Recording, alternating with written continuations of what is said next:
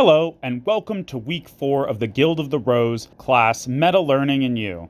This week's class will be about sequencing. The concept of this week's course is, now that we have taken some of the material and broken it into building blocks from the first week, using the second week, we have selected the 20% that is the most important and that will be used the most frequently. Now it is time to order our units of learning. The point here is to have a logical sequence, because if you're going to be putting in this much time and effort to do anything, you need to make sure it is effective. So, focus on learning fundamental principles and micro skills that apply to the entire skill.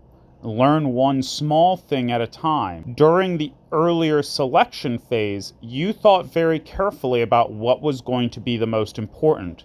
Now it's time to ask yourself, of those fundamental building blocks, which ones, when learned in a particular order, make the next step easier. For example, if you're trying to learn to dance, there are many different parts to this. You've maybe broken it down to footwork, reading your partner's gesture, balance, rhythm. When it comes to sequencing, you should ask yourself, what makes everything else easier? So perhaps it's just learning to feel the rhythm first. Once you have decided what small fundamental skill you want to start practicing, the next thing to ask is, can I create a sustainable method? This is where frequency is also important. You need to set a schedule and a subject matter that you will stick to until you reach fluency, or at least competence, so that you can then apply this cycle again to the next skill. So you need to constantly ask yourself, will I actually do what I say?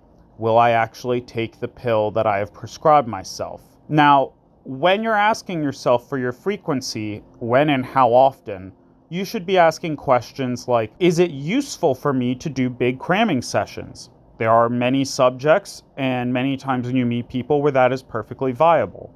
If it's a more long-term skill, do I want many smaller study sessions? Once you have your goal and your timeline and the knowledge of everything you need to learn, you can work backwards from your end date to determine milestones. Then you can create a schedule to reach those milestones.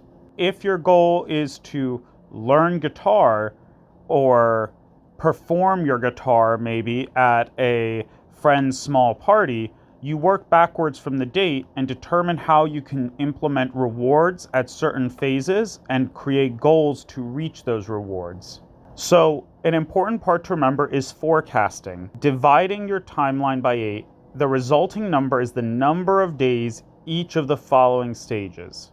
You're going to have at least some initial inspiration phase. We can call this a sugar high, and that will happen immediately. Then this drops, and around units 2 to 5, you're not really going to feel like you're producing much because you're still practicing, but you've lost that inspiration and you're not really seeing results. Then around unit 6 in your time frame, you will discover an inflection point.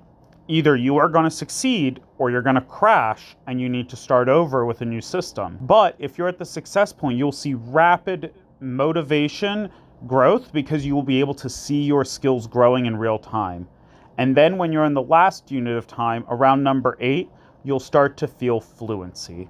For more information and classes like this, please check out our website at theguildoftherose.org.